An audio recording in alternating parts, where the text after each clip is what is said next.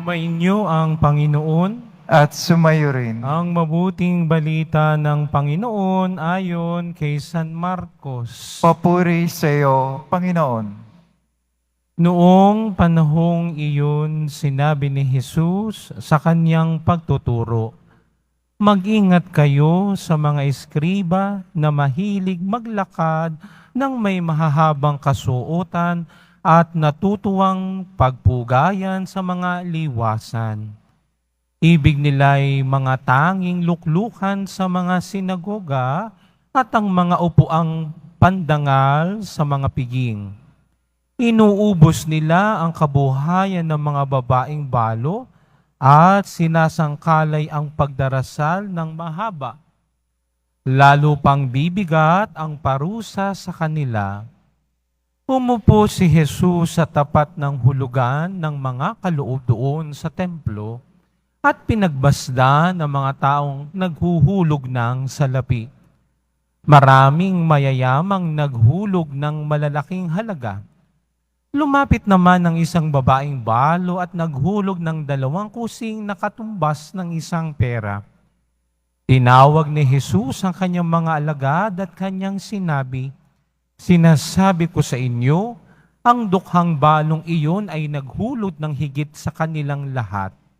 Sapagkat ang iba'y nagkaloob ng bahagi lamang na hindi nila kailangan.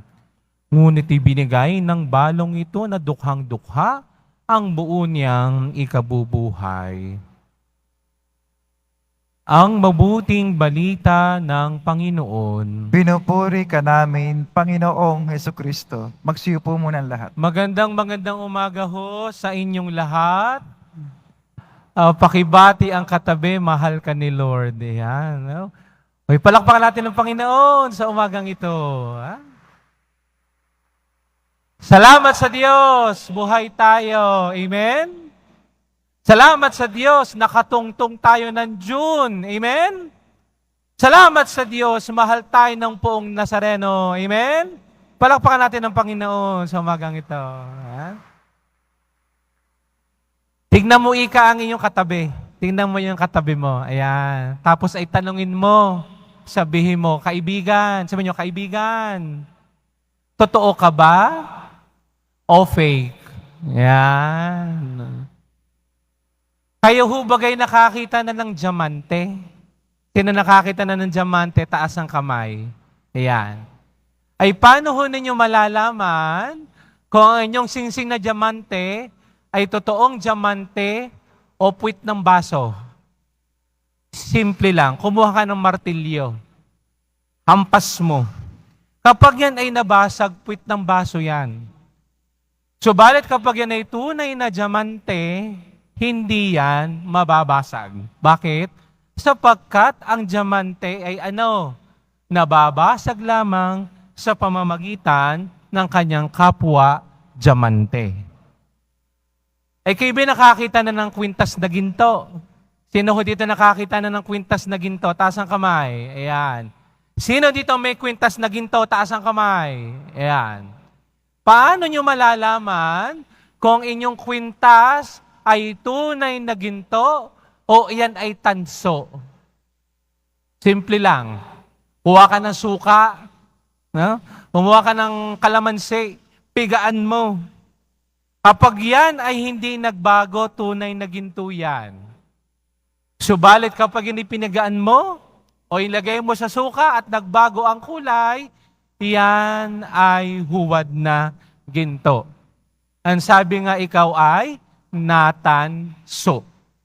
So pagkat sa ating mabuting balita ngayong araw na ito'y sinasabi sa atin ng Panginoong magpakatotoo tayo. Sabay-sabay nga tayo. Sapagkat ayaw ng Diyos ng fake. Ulitin ko, ayaw ng Diyos ng fake. Tingnan mo yung katabi mo. Tingnan mo yung katabi mo. Sabi mo, ayaw ng Diyos ng fake. Oh, bakit? Kasi niloloko mo ang iyong sarili, niloloko mo ang iba. Pero hindi natin maluloko ang Diyos. Amen? Ay sapagkat tinan mo mga eskriba, hahaba ng mga damit, kahahabang magdasal. Subalit sabi ng Panginoong Hesus, inuubos naman nila ang kabuhayan ng mga babaeng balo, fake, huwad, pakitang tao. Yan ay nakasasama. Bakit? Sapagkat nilalamangan mo ang mga tao, lalo't higit ang mga nangangailangan. At sa harap ng Diyos, ikaw ay walang-wala. Bakit? Yung kabanalang pinakikita ng mga eskriba, pakitang tao lamang yan. Walang paglalalim. Ay hindi katulad yan, nung isang babaeng balaw. Bakit? Nung naupo doon ng Panginoong Hesus sa templo, ibinigay niya ang kanyang buong kabuhayan. Bakit? Sapagkat ay maliwanag sa babaeng balong ito, na kapag ako'y nagbigay sa Diyos, buong buo, walang hati, totoong totoo. Bakit? Sapagkat para sa babaeng ito, ang Diyos ang kanyang pag-asa. Ang Diyos ang magiging lakas niya. Kaya walang silbi ang pagpababalat kayo. Walang silbi ang pagkukunwari sa harap ng Diyos sapagkat kita niya lahat ang nangyayari sa buhay ng tao. Kaya yan ang magandang hamon ng mabuting balita na tayo magpaka-totoo. Amen? Bakit? Ay may paalaala si San Pablo sa ating unang pagbasa sa kanyang sulat kay Timoteo. Ginamit niya ang Olympics. Ay oo, sapagkat ang ginamit dito ni San Pablo kay Timoteo ay ang takbuhan. Ginamit ni San Pablo ang takbuhan bilang paglalarawan sa buhay ng tao. Bakit? Tayo'y tumatakbo dito sa mundong ibabaw na ito. At ano ang dulo ng takbuhan? The finish line. Amen? Amen? At tayo pinapaalalahanan ni San Pablo, kapag ikaw ay naglalaro ng takbuhan, huwag kang mandadaya. Sapagkat kung inyong nababalitaan noon, may ibang nananalo sa paligsahan ng takbuhan gumagamit ng drugs para mabilis ang takbo. Yung iba naman, kung ano-anong tinuturok para maging malakas, ay pandaraya. Kaya nga pinapaalalahanan tayo ni San Pablo, tandaan ninyo sa bandang dulo, puputungan tayo ng korona. Ano yun? Korona ng buhay. Ay sino magpuputong ng koronang yan? Walang iba kundi ang Panginoong Diyos. Kaya nga tayo pinapaalalahanan ni San Pablo sa ating unang pagbasa, dito sa buhay na ito ay magpakabuti, magpakatotoo. Bakit? Kasi meron tayong finish line. At ano yung finish line na yun? Langit. At sinong nasa langit? Ang Panginoong Diyos. At pagharap natin sa Panginoong Diyos, ay hahatulan tayo kung anong ginawa natin sa lupang ibabaw. Ay hindi tayo hahatulan ng Diyos kung anong tinapos mo, kung magkano ang pera mo, kung gaano kadami ang iyong posisyon, kung gaano kadami ang iyong lupa. Hindi gayon.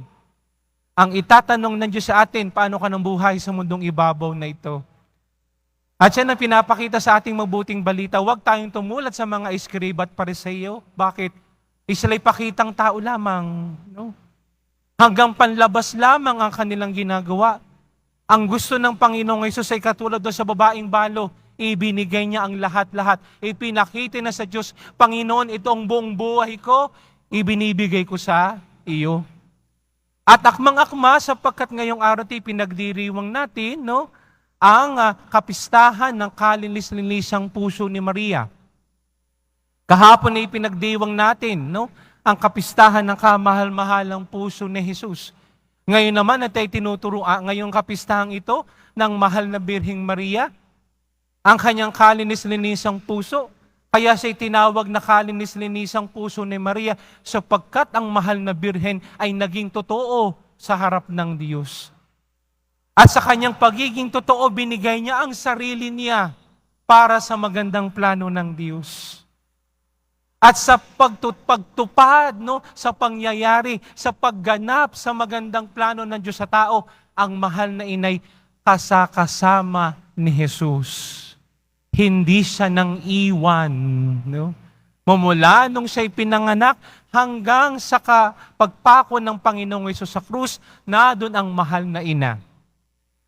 At bago dumating ang Espiritu Santo, kasakasama ng mga alagad ang mahal na ina. At tinuturuan tayo ng kapistang ito ng mahal na ina na lahat ng nangyayari sa buhay ko ay itatago ko sa aking puso. Sapagkat ang mahal na inay, hindi lang tayo tinuturuan maging totoo sa harap ng Diyos, kundi tayo tinuturuan din ng mahal na ina pag nilaya natin ang magagandang ginagawa ng Diyos sa buhay ko at buhay natin. Amen? Amen? Huwag niyo na akong tulugan, matatapos na ako. No? Kaya nang hihilingin natin sa mahal na ina. Mahal na ina. Mahal na ina ng poong Jesus Nazareno, tulungan mo po akong maging totoo sa aking sarili. Turuan mo ang aking puso laging maging busilak. Turuan mo kung laging umiwas sa kasalanan at gawin na tama.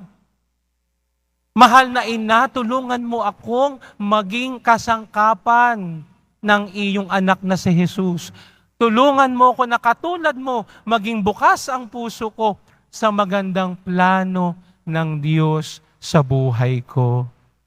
Kaya tayo nagpapakandili, no? Tayo'y nagpapaalaga sa mahal na ina, sapagkat kung sino man ang pinakamalapit sa mahal na poong Jesus Nazareno, walang iba yan, kundi ang kanyang pinakamamahal na ina.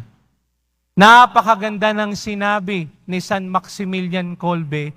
Sabi niya ganito, hindi mo kayang mahalin ang Panginoong Hesus kung hindi mo kayang mahalin ang kanyang ina. Bayoo nga naman. Sino baga sa mga nilalang ng Diyos? Sino baga sa tao din sa mundong ito na lubos-lubos na nagmahal kay Jesus? Hindi bagat ang kanyang ina?